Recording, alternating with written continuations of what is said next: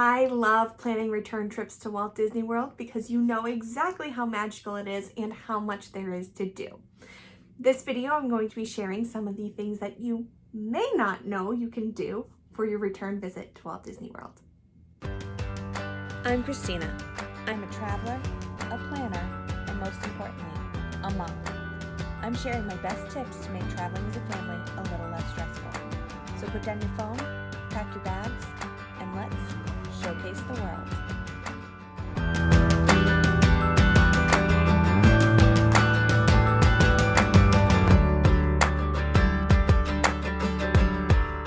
I'm so glad you caught the Disney bug. I know I have.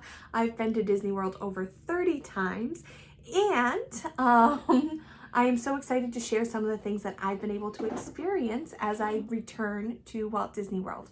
I mean, you've eaten at Cinderella's Royal Table, Chef Mickey's, you've ridden Splash and Space Mountains, so now you're looking for a little bit something different for your next trip.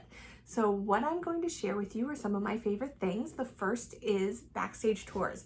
I have become a backstage tour junkie. I did do what they call the Pan-Ultimate Tour, the Keys to the Kingdom tour. It's an 8-hour tour and you get to go the Utilidors, under Magic Kingdom and all of that. And I wasn't a huge fan. But then I did some of the backstage tours at Animal Kingdom and I fell in love, and I'm determined to do all of them. Only 2 away, and there's quite a lot. So definitely check out a backstage tour. My favorite is Savor the Savannah, which is at Animal Kingdom. You get a private safari vehicle. You get to eat out on the savannah. It includes wine and beer and your dinner. It's adults only, but it is really, really fun. If you do want to do an animal encounter with younger kids, Caring for Giants, and there's a rhinoceros encounter that I can't remember the name of that allow for younger children. So there's definitely things for the whole family. I love those. I also love special experiences. So Disney offers after hours where you get to be in the park after it opens. Early morning magic, which is much better for younger kids. You get to be in the park before it opens. You don't have a full run of the park like you do with after hours, but you do have access to all of the Fantasyland attractions before the park opens. So it includes breakfast. It's really, really cool. There's VIP experiences. I'm sure you've heard of the VIP tours that are a little pricey, but they also have VIP experiences, which are groups. So they're a little bit more reasonable in terms of pricing.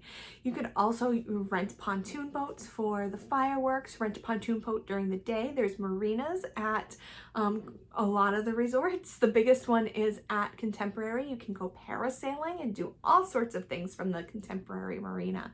You can go on fishing excursions. There's archery classes over at Fort Wilderness. There's spas and golf courses.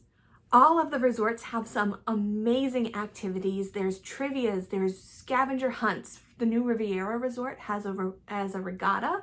There's fun runs. Most of the resorts have paint nights. There's live entertainment at some of the resorts as well. So definitely check out your resort guide. Check out other resort guides. If there's something that you're interested in, I would love to help you figure out exactly what would be fun for your family. Like I said, there's archery classes at Fort Wilderness. There's also horseback riding and other wilderness tours there.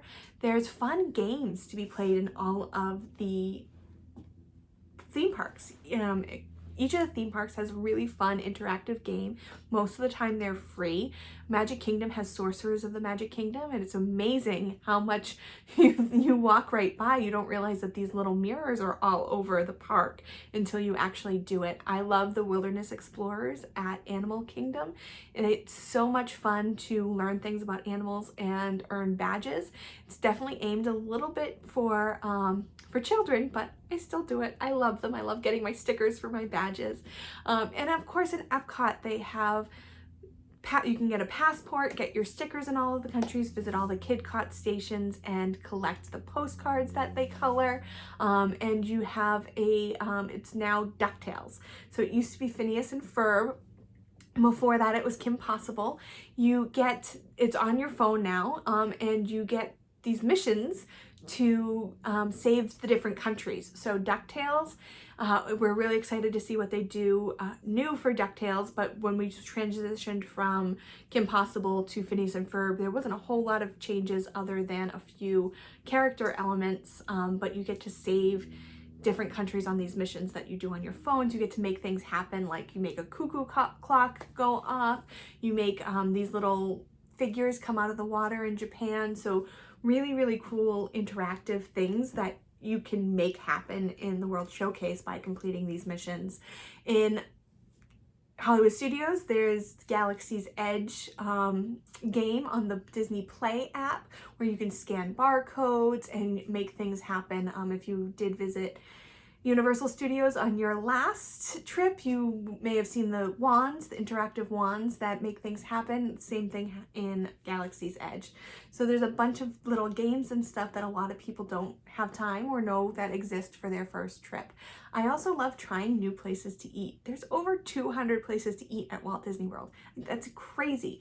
And even though I go 2 or 3 times a year, it's still difficult to keep up and try something new. We try to make reservations at all new places every time we go, and we still haven't done them all 90 table service restaurants, and they keep adding more. So every time I think I'm getting close, I fall behind again, especially with all the new restaurants they're adding at Disney Springs.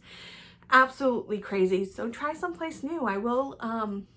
I do have a video coming out with the 5 hidden gem restaurants. So make sure you hit the bell to subscribe to be the first person to know when that video comes out. I'm super excited about that one. It really is impossible to do it all at Walt Disney World. Like I said, we have been going 2 or 3 times a year for the past 10 years. I went a few times as a kid before that, but it is nearly impossible to do everything.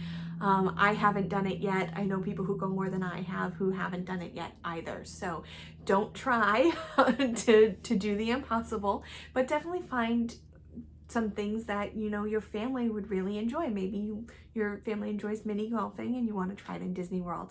There's also movie theaters, bowling alleys. It's really, really, it's the size of San Francisco. So if you think you can do everything in San Francisco on 1 or 2 trips, so one thing that we have in our family is our rule that everyone must do something new every day of our trip. So whether that's eat at a new restaurant, ride a new attraction, do a new activity, try a new snack, everybody has to do something new on the trip. So I want to challenge you to do that for your return trip, and I'm excited to help you plan it. Thank you so much for joining me. Remember to take a break from the busy. Need help planning your next family vacation? Visit us at showcasetheworld.com to request a quote or schedule a free vacation consultation. Want more great travel tips? You'll find those there too.